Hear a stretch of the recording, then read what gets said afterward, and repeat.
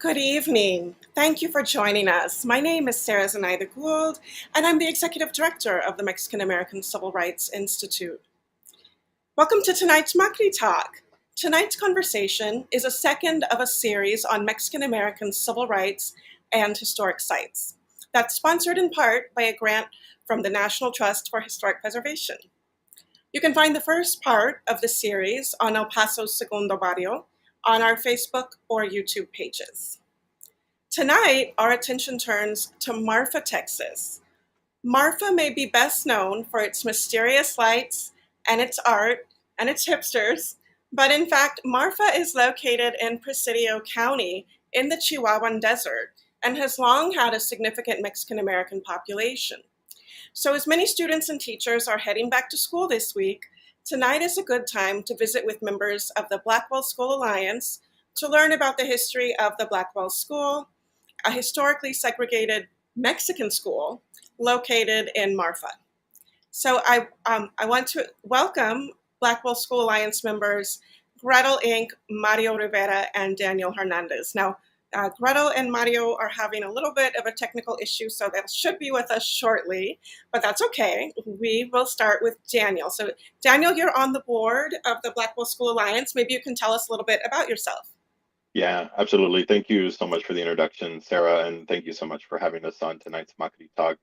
Everyone, as Sarah mentioned, my name is Daniel Hernandez. I'm a native of Marfa, Texas, currently living in Austin, and also a member of the Blackwell School Alliance Board of Directors.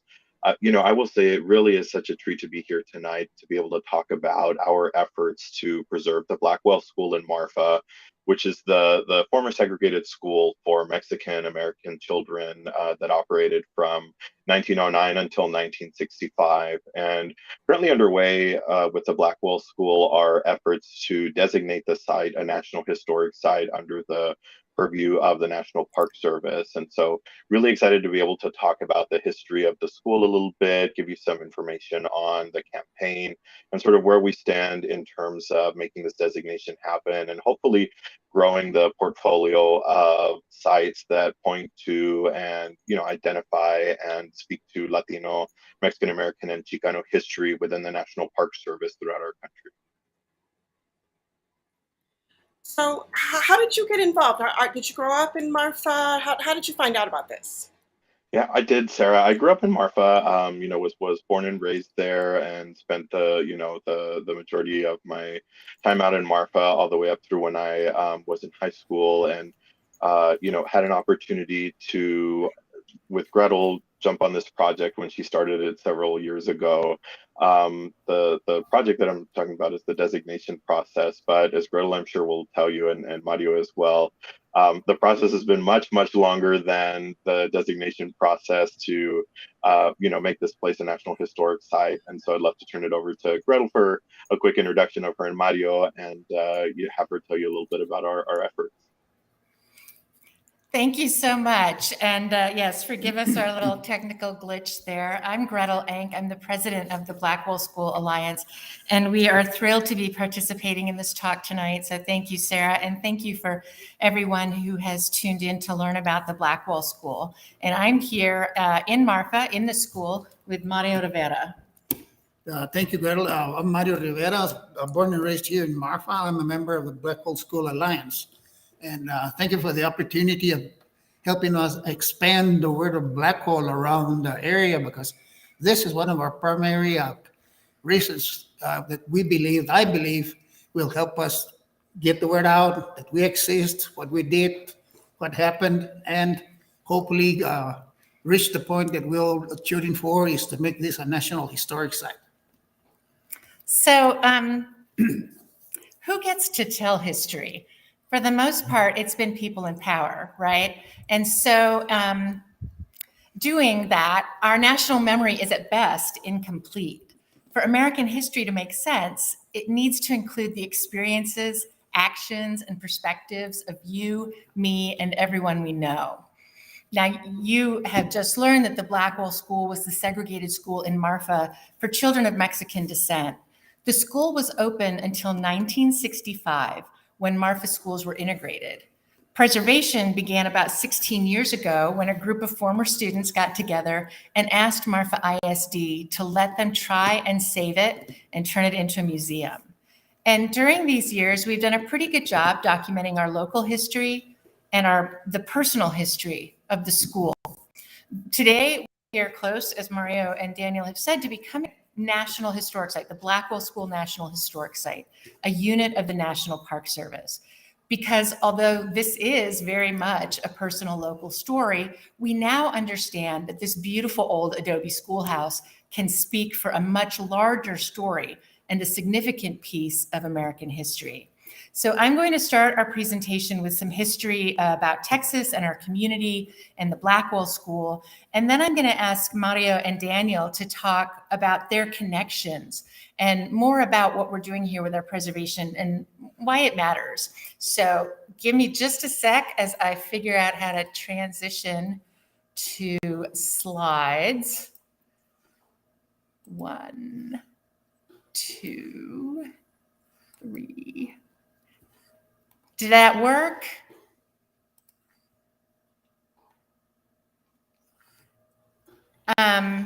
Did that work, Daniel or Sarah? Not yet, no. Okay.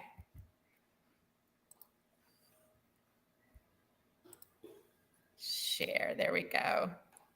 There it is. Okay, here we go. Ta-da! Okay. So starting with early Marfa history, Marfa was established in 1883 as a water stop along the Galveston, Harrisburg, and San Antonio Railroad.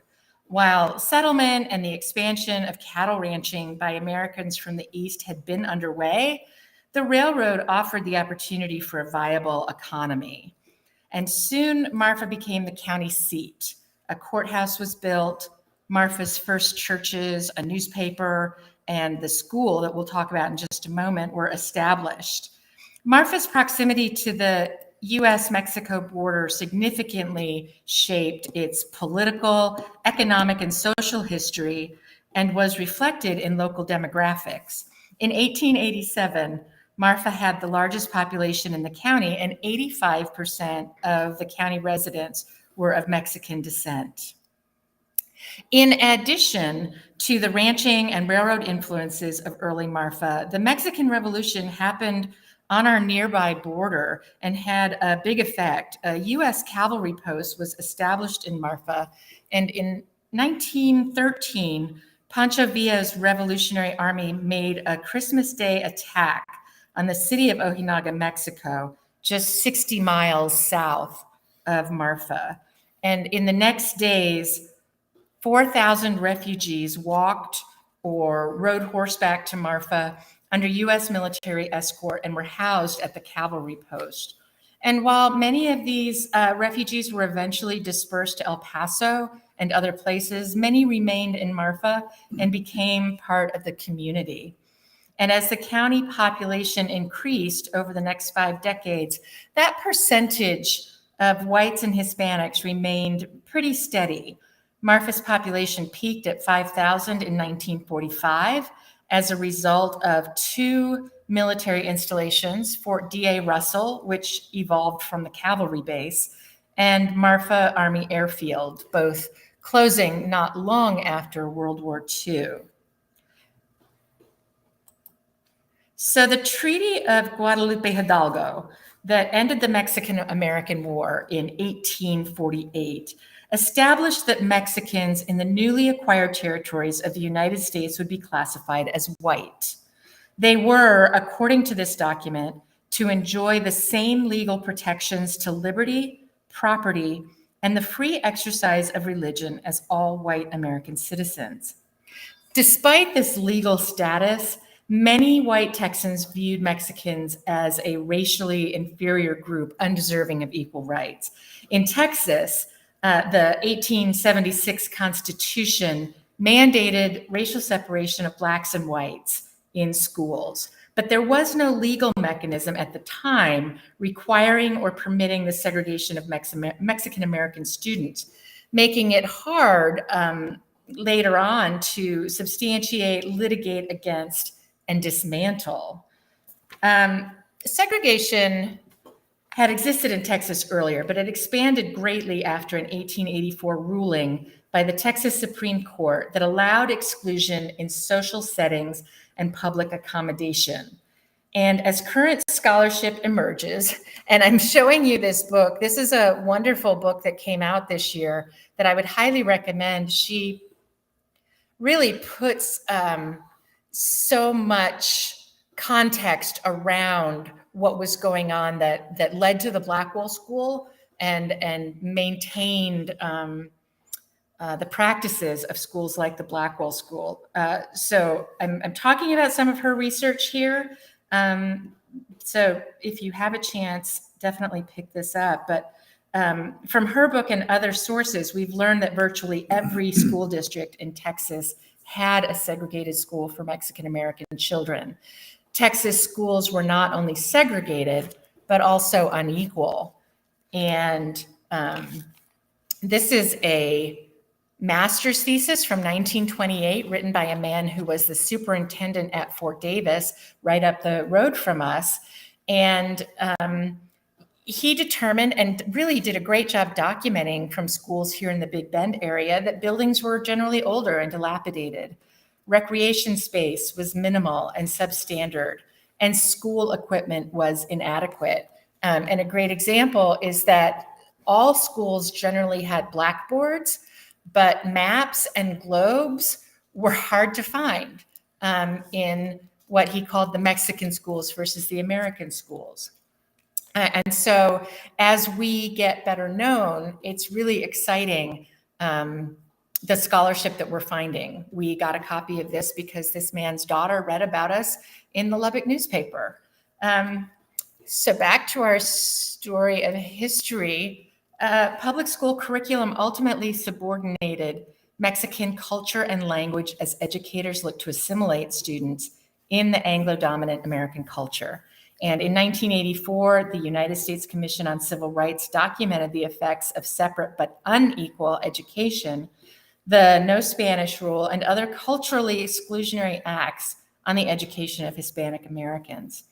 The commission reported that traditional monolingual schools had fostered, in many cases, poor academic performance, demeaning influences, and alienation among these students. And so people started fighting back.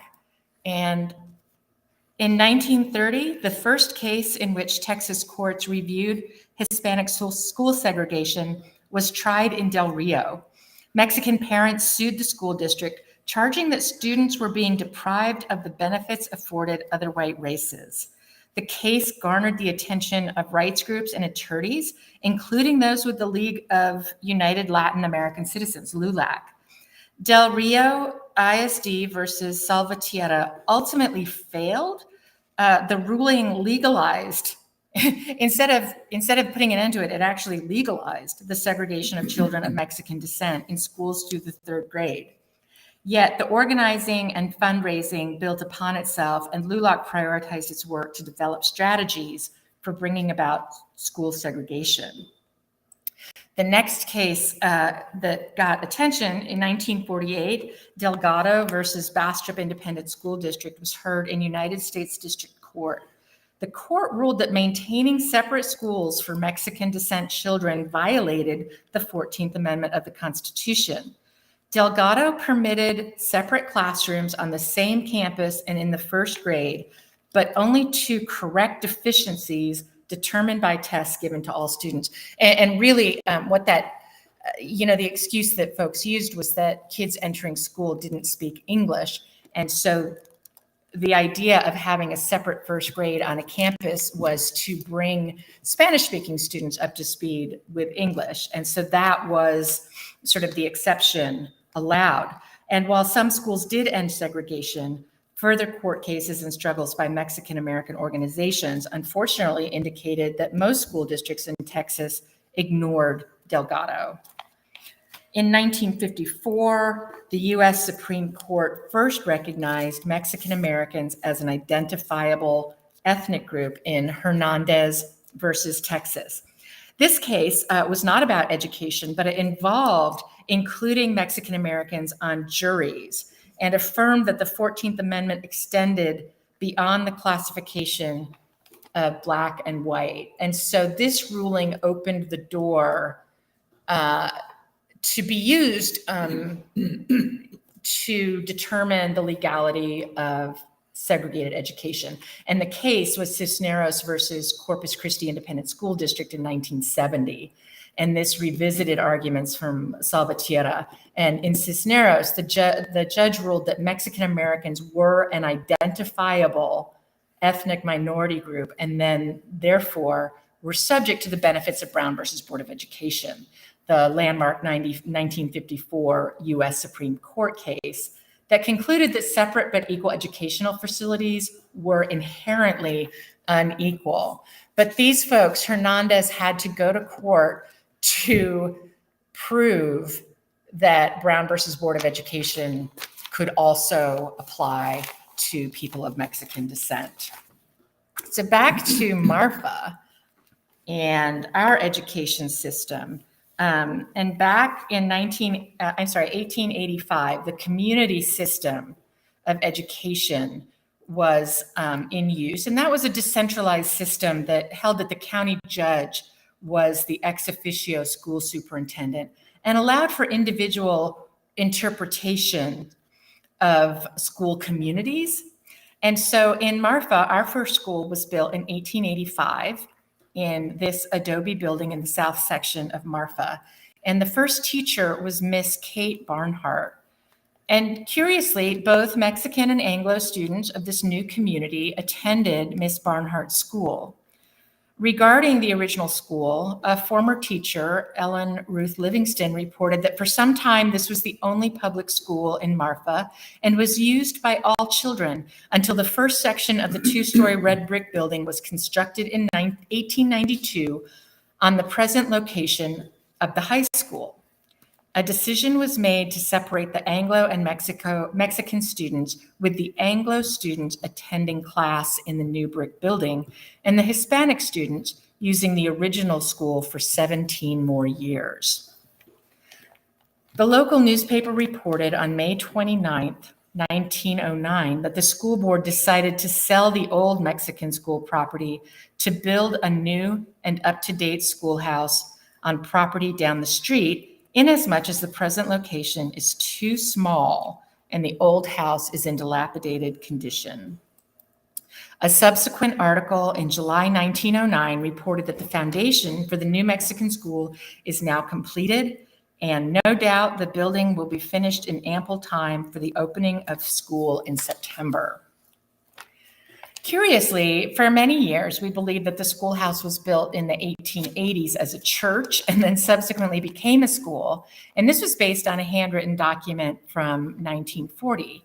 Fortunately, with the help of some graduate students in historic preservation architecture from UT San Antonio, we were able to play history detectives, combining physical evidence in the original structure with deed research and combing back issues of our local newspaper in the Sol Ross archives. We were able to pinpoint the real construction date. And the new elementary school opened in September 1909 and was named the Ward School.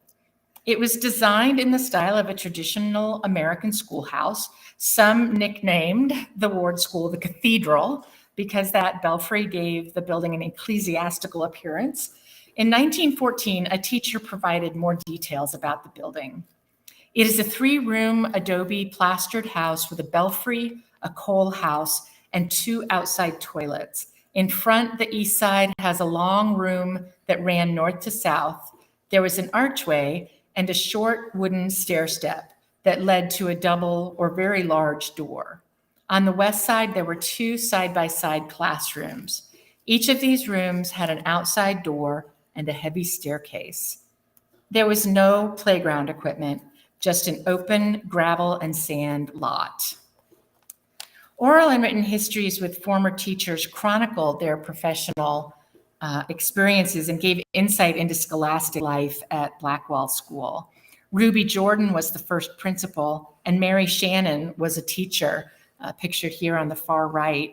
When Shannon graduated from Marfa High School at the age of 15, a teacher who had been hired to start in the fall resigned before school started. The school trustees asked Shannon to take the exam and teach. She later recalled, "I taught 3 years in the Mexican school. We had no books, so I cut pictures out of magazines and taught them English in that way." Myrtle Shepard taught at Blackwell from 1918 to 1921. She remembered, Edith Coker from San Antonio was a coworker. My salary was $60 a month. Annabelle Bunton, the principal, and I taught over 100 children. On top was a belfry, and the students delighted in pulling the rope that rang the bell. To my dismay, some of the students were old, as I was, but were eager to learn. Shepard's account of older children among younger classmates corresponds with memories of former students that even in later years, many students, boys and girls, would leave school to help families during harvest. Cotton was an important crop north of Marfa in the Midland Big Spring area. Students would leave in the autumn and might not return until after the Christmas holiday. Some would catch up and complete the grade, but others would not. In 1922, Jesse Blackwell arrived in Marfa to be the principal of the Ward School. He was born on a farm in Rusk County, Texas in 1891, and he dedicated more than 2 decades to instruction and management of the Ward School, and the community recognized his contributions by renaming it the Blackwell School in 1942. He retired in 1947. When Blackwell started at the Ward School, Mexican Americans and Mexican immigrants made up more than 3/4 of the total population in Marfa, but only a small percentage of children attended school. He found there was 1 building, 3 rooms, coal stoves, outdoor toilets, 2 other teachers, and 125 Mexican boys and girls. During Blackwell's 25-year tenure as principal, Marfa grew as a city, and correspondingly, Marfa grew as a city and the school grew correspondingly. Evelyn Bishop Bentley shared a common memory of overcrowding in her classroom. 100 students was a bit too much for one teacher, so Mr. Blackwell divided the class with some 50 pupils going in the morning and the other half in the afternoon. In 1927, a small freestanding classroom building was constructed behind the 1909 schoolhouse. And by 1933, the Sanborn Fire Insurance map of Marfa showed the Mexican school with both structures. Ellen Ruth Livingston taught from 1932 to 1935. My classroom was the building behind the original building. It was a spacious room with an entire west wall of high, large windows. There were no shades, and the afternoon sun was blinding. It being Depression years, there were no funds for shades, and surely the teacher could not buy them, as teachers received no money, just script. I found old shades, no rollers, climbed to the top of the window, and nailed the pieces of shade to the window frame. Under Blackwell's oversight, the campus grew to 5 acres and had 6 buildings by 1948. 1 building, completed in 1941 and shown on the right side of the screen, was constructed with local bonds and WPA funds. Following the end of World War II, the school board purchased several Marfa Army Airfield buildings and moved one onto the Blackwell campus. The building was converted to classroom space, which was badly needed at that time. By the late 1930s, the Mexican school had nearly 700 students. The curriculum at Blackwell School was based on English language instruction. Although many students only spoke Spanish at home, they were expected to learn English right away. The school overwhelmingly employed white teachers like Lola Bunton Bledsoe. She once said, "I struggled through the first day at Blackwell and the next. Soon, it became a delightful experience watching the students grasp the sound or phonetic system to read and to add and subtract numbers proficiently. Students also learned English through the repetition of the Pledge of Allegiance and singing songs. Yet in 1936, Jesse Blackwell organized a Spanish-speaking branch of the Interscholastic League. He believed that students whose first language was Spanish should not have to compete in English in language arts.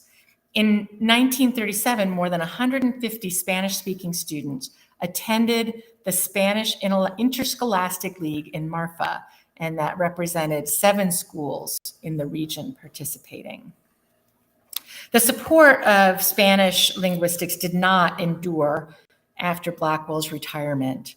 In 1954, a 7th grade English teacher arranged a ceremony with a cardboard coffin to bury Mr. Spanish.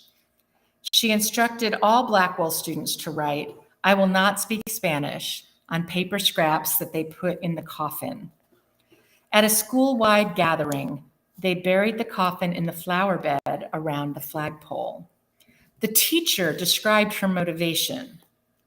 "Having taught in high school and college for 4 years in Seguin, a town outside of San Antonio, I found it difficult to correct the heavy German accent of my students and was determined to do a better job in speech instruction at Blackwell."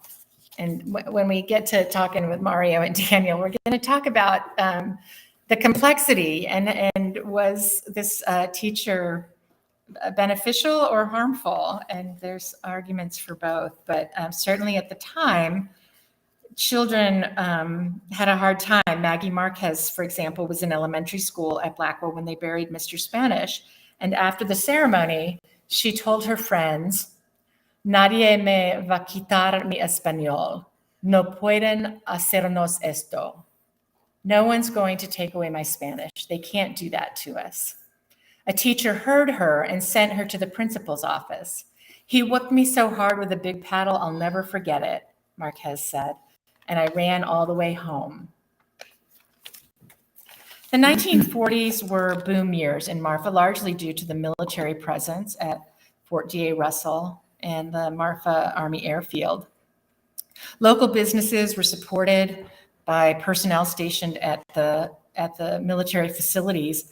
Mary Lee Harper taught 4th grade beginning in 1942, and she described her classroom. It was a large, light, airy room with large windows. It had good window shades and good blackboards. Vastly dissimilar experience from Livingston's just 10 years before. Harper went on to praise her students primarily and the parents too. Somehow, she wrote, there was something, a spirit of interest and understanding and cooperation and love that made us seem like one big family, which made Blackwell School something special. Marfa never had a segregated high school, yet the first Hispanic graduated from Marfa High School in 1911, despite assumptions that no Hispanic children would achieve a higher level of study. When the Blackwell School opened in 1909, it went to the 8th grade because the state's compulsory education age was 14. In the 1930s, the state law changed to 16 years of age, and the Blackwell School added 9th grade. Then in 1953, the school district cut 9th grade at the Blackwell School with the acknowledgement that nearly all Blackwell students were continuing to Marfa High. And then in 1964, with desegregation coming, the school district began construction on a new elementary school for all of Marfa's students. And remember, even at that time, the Blackwell School was the bigger school because Marfa was 3/4 Mexican-American. When the children came back from Christmas break in January 1965, their new school was ready. Teacher Cora Lee Rideout remembered, a big truck backed up to load all the desks and boxes of equipment. Carrying their books, my students hopped on a school bus and were transported to the new Marfa Elementary School. In October of 1969, Marfa ISD sold approximately 5 acres of the Blackwell School campus to the Marfa Housing Authority to construct public housing units. leaving only the 1909 schoolhouse and 1927 building, which remained part of the school district. After the sale, the schoolhouse was used for various activities, including 25 years as a vocational school. In 2006, a group of alumni formed the Blackwell School Alliance and signed a 99-year lease with the Marfa ISD to turn this building into a museum to highlight the stories of Mexican Americans and Mexicans in early Texas and the Southwest and preserve their memories and their time and history of this school. And since then, students have donated all kinds of wonderful memorabilia and photographs to turn this into a museum. And so that is the relatively short version of our history, but it leaves out the experiences of students who attended the Blackwell School. So let me see if I can get you back. And we're going to talk to Mario in just a moment, but we will definitely stop and take questions. Yes, if anyone has a question for Gretel about that history, that was a very a quick overview of the history of Marfa, the history of school segregation in Texas. If anyone has questions about that, feel free to put them into the chat. And if not, we can go to conversation with Mario. I guess just one question I might have for you is. Yes, and I'm sorry, we did get a comment about what's an incredible history. But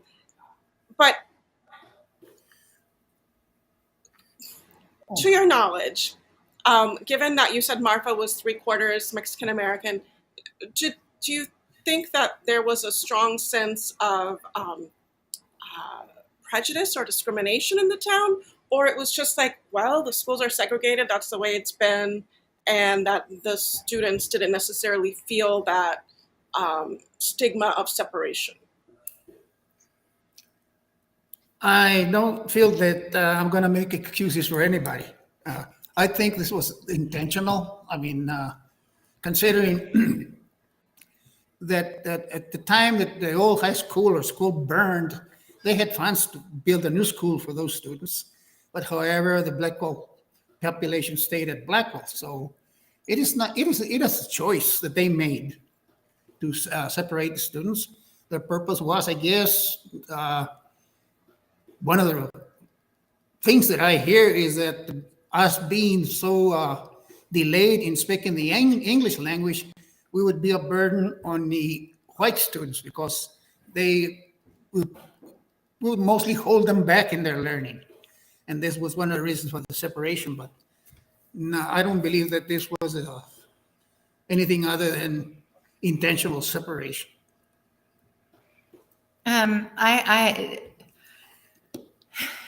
Marfa was geographically segregated as well.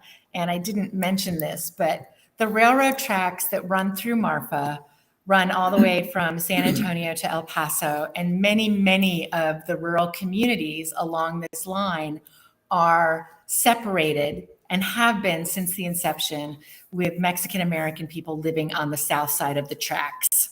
And so when I talk about the de facto nature of Mexican American segregation in education and the plausible deniability, that would be former school administrators saying, no, that wasn't a segregated school. It was the school for that neighborhood.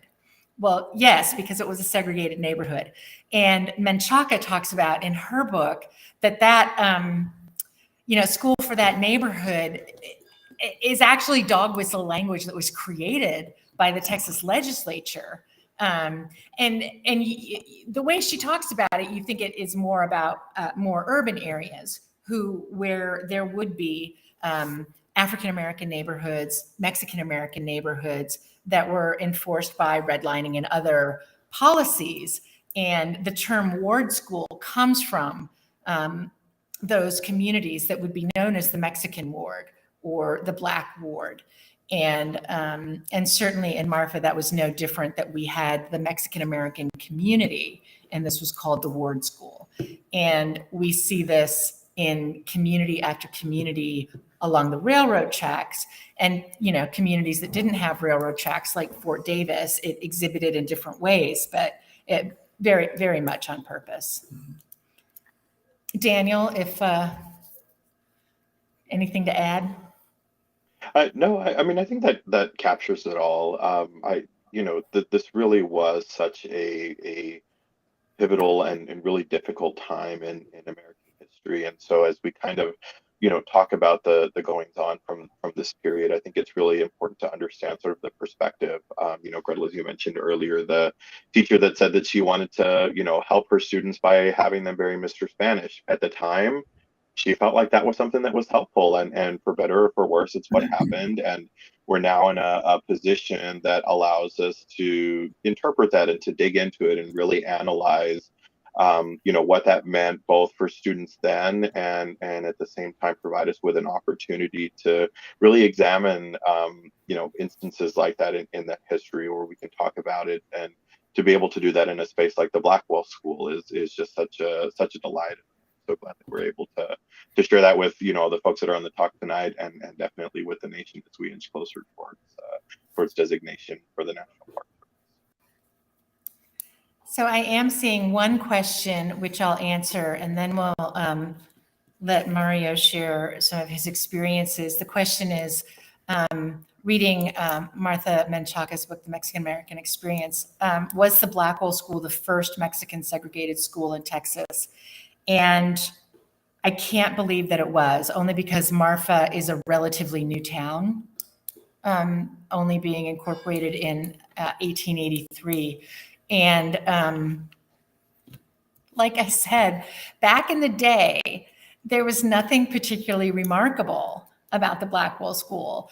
These schools were ubiquitous. It's just that we're the last ones that we know of, and we have looked, and we have talked to people in other states, in California and New Mexico. The remaining schools that we have learned about have been repurposed into office buildings. For example, right down the road in Alpine, Texas, the Centennial School is an office building. In some of the bigger cities, we've heard about office buildings that used to be segregated schools. And so the fact that we have this very much original building, we say we have both the opportunity and the obligation to speak for the larger story. I am seeing some more questions, but I think I want to let Mario have a chance to tell some of his stories, and then Daniel, and then we'll get to more questions. And so, Mario, if you just want to start by, when did you attend? I attended the Blackwell School in first grade in 1950, around 1950.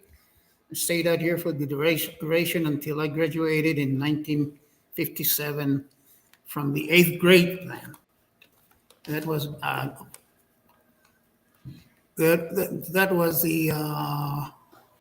took me about 7 years here in Blackwell. Yeah. And you've talked about good memories that you have and good teachers. Absolutely. Even though it's a segregated school, a lot of people have a different feelings towards going to Blackwell and what happened to them at Blackwell. And my experience, as far as I remember, were favorable. I never heard a racial slur. The teachers were professional and polite. And the students, I didn't hear anything, anybody say or tell me that I was being segregated for a certain person, that I was being separated.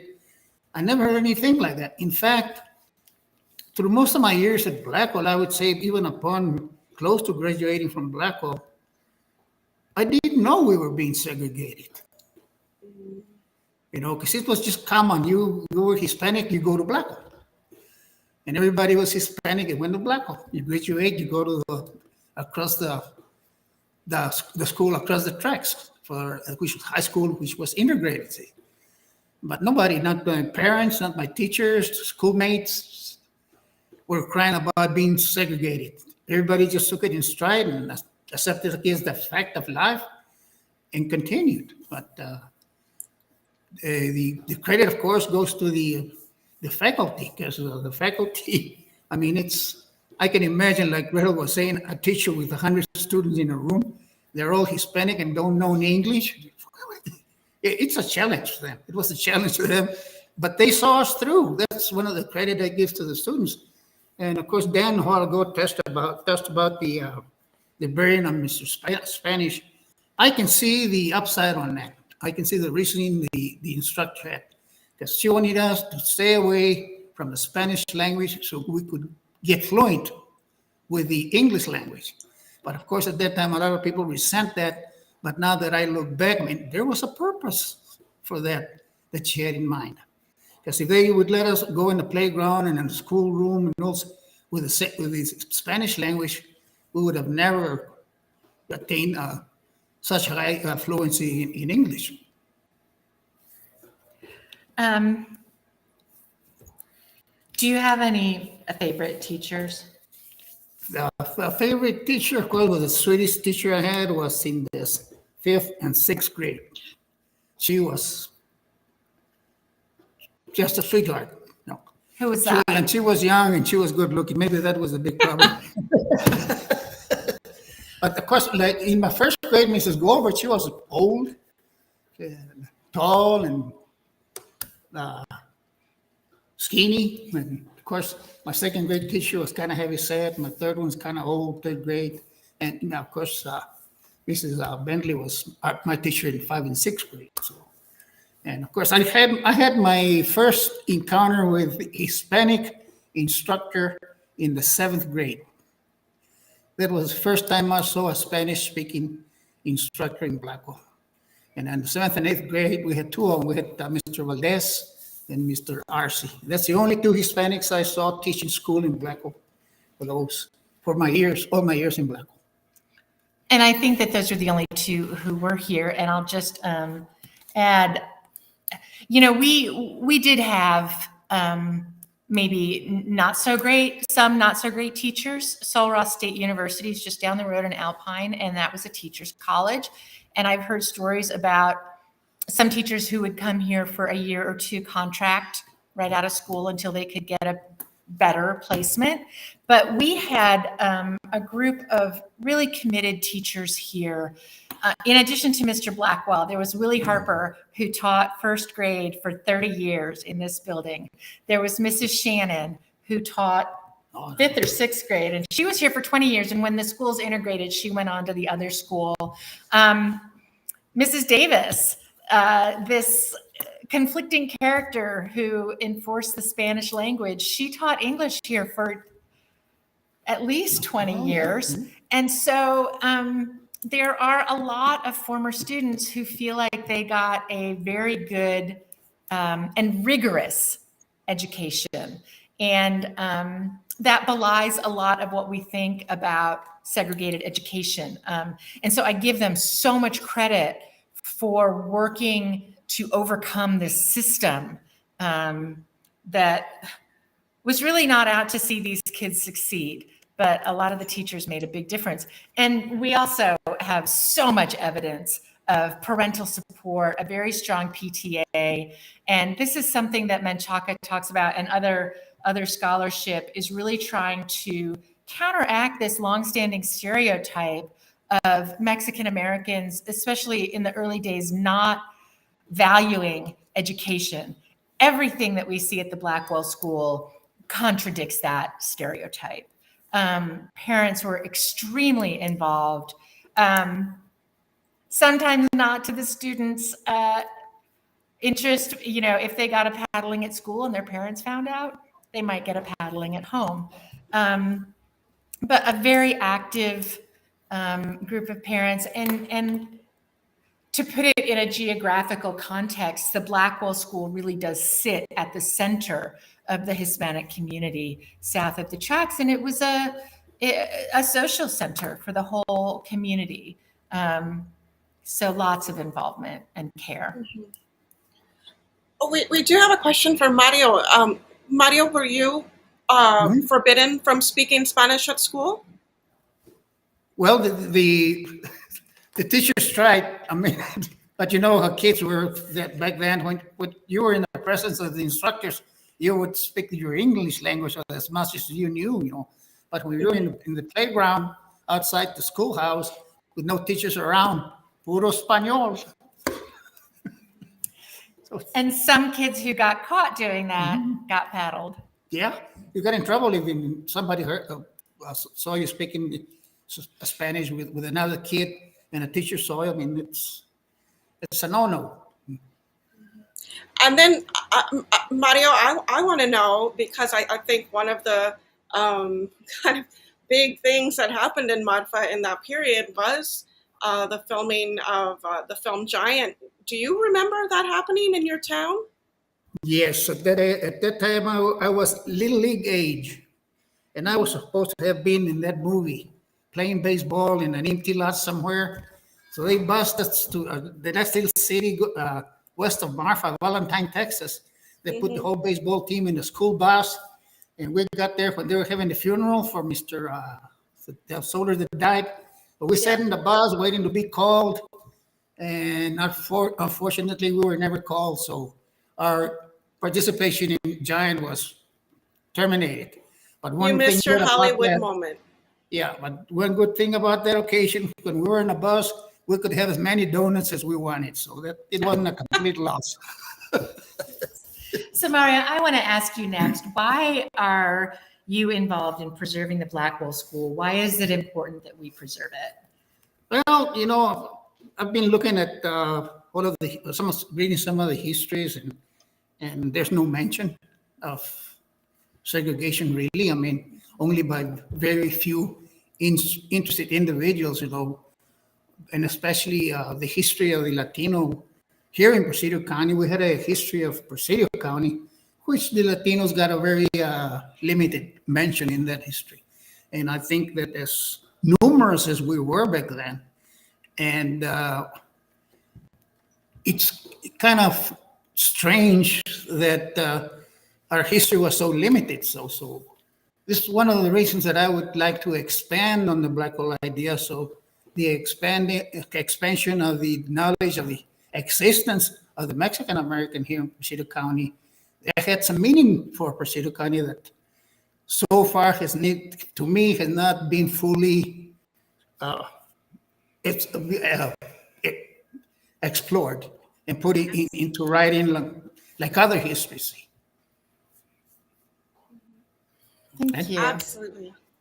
Absolutely. Um, But before you hand it over to Daniel, I just want to make sure our viewers know that you are in the Blackwell School right now. yes, we are. Yeah. Yeah. And maybe you. We're in the building where I went first grade too. Right next door, I was sitting out there in 1950. And so, yes, we are an active museum. We are only open Saturdays at this point, but in the fall, we're going to expand to 4 days a week. And if people are interested in learning more about what a visit to the museum would be like, Daniel has posted our website, theblackwellschool.org. And on the visit page, you can do sort of a virtual tour and look at the exhibit posters we have, like the one for burying Mr. Spanish. We also have a link to our virtual museum, where you can see photographs of 100 of our objects and about 700 photographs. We've still got maybe 500 more to load on there, but you can certainly get a good idea of our history through pictures and objects that way. And of course, if you're coming out to Marfa, please come see us. Daniel, tell us how you got involved, and tell me about your family connections. Yeah, well, you know, I got involved in this project through you, actually. You had approached me, I think it was back at the end of 2019. You know, you gotten involved with the Blackwell School and had some conversations with former Congressman Will Hurd, who folks may know, who at the time was the representative for the 23rd Congressional District, and part of that district, Marfa was part of that district. And you approached me and said, hey, I'm working with Congressman Hurd's office. I'm trying to make the Blackwell School National Historic Site. And when you said that, it just resonated so deeply, because I thought, why not? Knowing the little bit of history that I knew at the time about de facto segregation in Mexican American schools, and sort of the role they played in education, along the borderlands all across the nation, across the American Southwest, it just felt like the right opportunity to jump into. That, on top of my personal connections to the Blackwell School. My mom's mom attended the Blackwell School, as well as both of my dad's parents. And so to be able to leverage my, skills and resources and time for a project like designating the Blackwell School a National Historic Site has really been just such a welcomed opportunity. And I think also has really provided us with a real chance to tell, as Mario said, the often undertold and obscured stories of people who experienced this really difficult time in American history. As we were talking through, the presentation earlier, and as Mario mentioned earlier, it really is interesting how so much of this history was passed down orally, and it was not in history books, and was not in places of record, but was instead passed down generationally from grandparents to parents, down onto folks like me. And I think it's far past time that we start to not only honor and recognize that history, but really start to interpret it and make sure that it's a visible part of our nation's history. And I think the prime opportunity we have to engage the National Park Service in this is one that the Blackwell School just deserves so greatly. And so it really is an opportunity to tell those undertold stories and provide that interpretation, to bring all those perspectives together, and to do it in a place like the Blackwell School that is still standing and has so many relics and artifacts. It's just incredible. I'm just so thrilled to be able to be able to work on this project. Daniel, if there's one thing that you want people to know about the Blackwell School, what would that be? As we were going through your presentation earlier, I wrote down the quote from Mary Lee Harper about the Blackwell School being this place where there was interest and understanding and cooperation and love. And just the way that there was this perfect storm of interest and feelings and emotion for the Blackwell School back then, where parents were involved in their children's education and teachers were dedicated to these students who, at the end of the day, just wanted to be able to get ahead and wanted to be able to live their lives in a meaningful and fulfilling way. To be able to translate that now into the 21st century, where here we are in 2022 with a lot of interest and understanding and cooperation and love to make this very, very special place really a fixture of the Mexican American experience and our history at a level of being affirmed and supported by the federal government is just such a welcomed opportunity. And so I want people to come away from this talk, hoping that they will have learned a little bit about this history and use it as an opportunity, especially for those folks who are of a Mexican American descent, to ask your relatives about whether or not they went through experiences like this. It was not until after we had a community conversation about the Blackwell School a few weeks ago that I learned about my dad's parents attending Blackwell School, because I had never asked my dad about it. And so, I had done some work a very, very long time ago with the Blackwell School Alliance, and happened upon a student picture that looked really, really familiar. And I took it home, and mom was blown away, and she said, "This is my mom. This was my mom when she attended Blackwell, back in the 1950s." And so I, having not asked my dad about his parents' experiences, I never really knew. And it wasn't until we had that opportunity to talk about the Blackwell School in the community meeting we had that my dad said, "Well, my parents both attended Blackwell as well." And it just resonated so much more deeply with me, the profound impact that this project can have, not only for the history that happened at Blackwell, but to be able to translate that for folks who are spread across generations, who are spread across the country, whose history is not preserved in this way, but at the same time deserves so greatly to be able to have this status and to have this validation and really to have the opportunity to create the space to interpret it. So I hope folks will really take this as an opportunity, not as an end, but as a beginning to dig into their histories and to find out where those loose threads are that can be brought together to weave, help us weave together this quilt and this tapestry of experiences that is much more telling holistically of the American experience overall. Oh, Daniel, that's, yeah, very well said. And the only thing that I have to add, we get to tell history. That who gets to tell history? We do. And we're not alone. That's, I think, one thing that we've really seen in the past few years is that in order, to amplify Hispanic, Latinx, Chicano, borderland history as a critical part of American history, we see that really coming to fruition in a lot of ways. And it's great to be a part of that. And yeah, I'll just echo what Daniel said, that I really hope that our success here enables others to have the resources to share stories and to share history. I do want to one little update. We've talked about becoming a National Historic Site, and I ran into our congressman at a coffee shop a few years ago, and I made my pitch, and it worked. And he connected us with all the right people, including the National Park Conservation Association. That's a nonprofit organization whose role really is to work with the Park Service to shepherd new sites into the system. And then about a year ago, our U.S. Congressman, current U.S. Congressman Tony Gonzalez, introduced our bill into the House in Washington. John Cornyn introduced it into the Senate.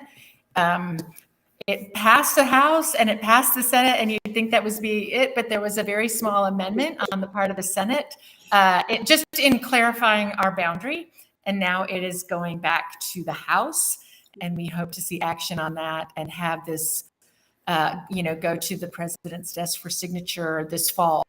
And so I really do hope and believe that, yeah, as Daniel said, this is the beginning.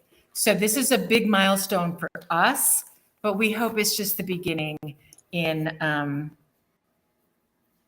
more stories. If I may, this is a big milestone nationally.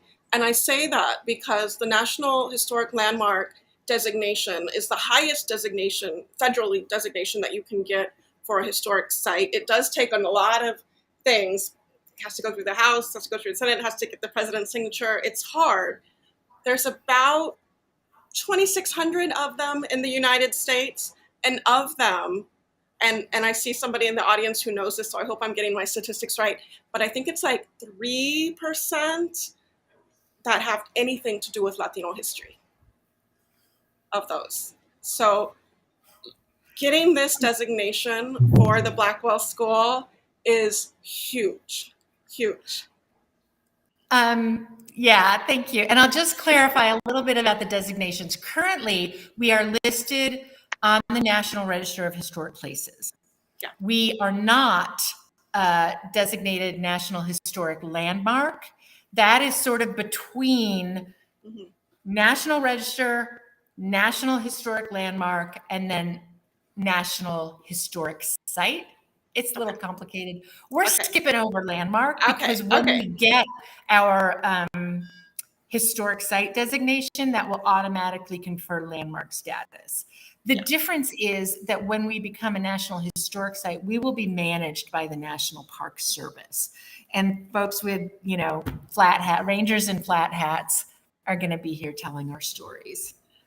And so part of that is that it comes with resources, money, to restore the building and all of that. But it's really the expertise and having historic preservationists and curators and exhibit designers who know how to take all of this wonderful stuff that we have and turn it into interactive exhibits that hit all of those learning styles and preferences that we have, and to really in perpetuity elevate this story. It's amazing. It really is. We do have a question about how people are feeling in the area. Do you feel that you have as much support in Marfa as you have outside of Marfa? I think it's, from what I see, more or less equal. I was surprised that some of the outside help that we have, the outside participation, people never lived in Marfa, never went to Blackwell. They're side by side with us right now. And of course, the alumni, you have to understand that most of the students, people that went to Blackwell like me, are getting kind of old and slow. See, so don't expect too much gasoline from us because we're running low already. So, but the enthusiasm is there. They call, they say, they give words of encouragement. You're doing good. Go ahead. I think what you're doing is great. Go ahead. And that is great. I mean, they probably they will not come in because of the same reason of limitations that I have myself, age and health and stuff like that. But the encouragement is there. And I think, Sarah, to add on to, oh, go ahead, Gretel, and then I'll jump in. No, you go, Danielle. The one thing I was going to say is I think in terms of sort of the enthusiasm, I think part of the challenge has been making people feel comfortable to share their stories and their experiences because of, some of the difficult experiences that they had with segregation and using the Blackwell School as an example at places like this. And so it not only has been, preserving this space and ensuring that we're telling a well-rounded story, but also making sure that we are letting people know that we are creating this space so that more people can tell their stories and share their perspectives. And so I think it just kind of bolsters the need for this site and just elevates the story in a new way that we hope will continue to grow and evolve as we get closer to designation. And I would also add, I think that the designation will help make people, I think, feel confident that, again, that validation of, no, it's not your imagination. This was wrong. And the American government, the National Park Service, Congress is acknowledging that by designating this site and acknowledging that Hispanic history is critical American history. And I think with that, people will be even more enthusiastic, and maybe some of those walls will come down about that it's difficult to talk about.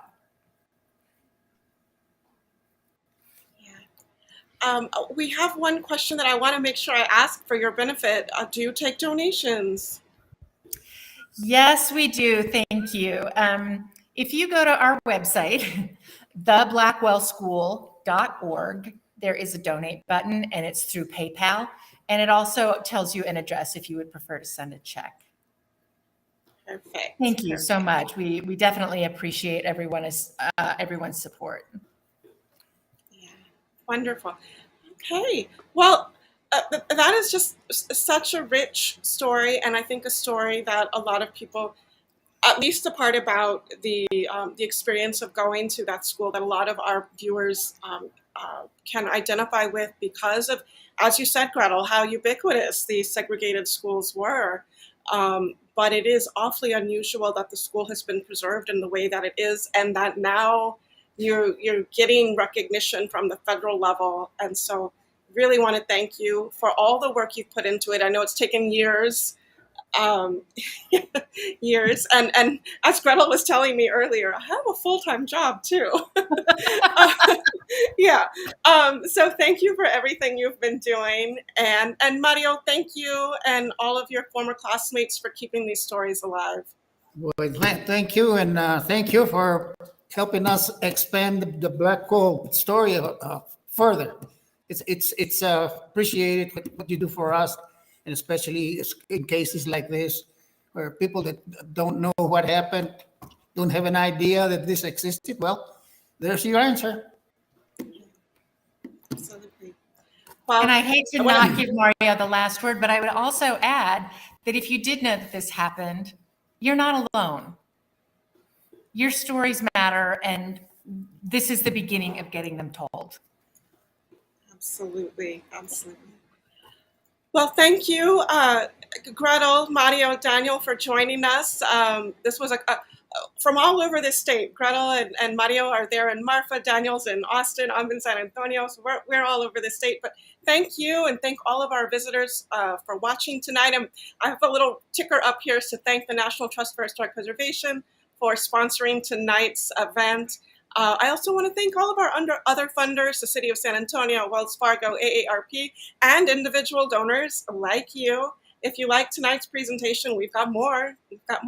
Next week on Thursday, the eve of Women's Equality Day, we'll be hearing about Nina Otero Warren and the fight for women's rights in New Mexico. Nina Otero Warren this week became the first Latina featured on a U.S. coin. It's about time, right?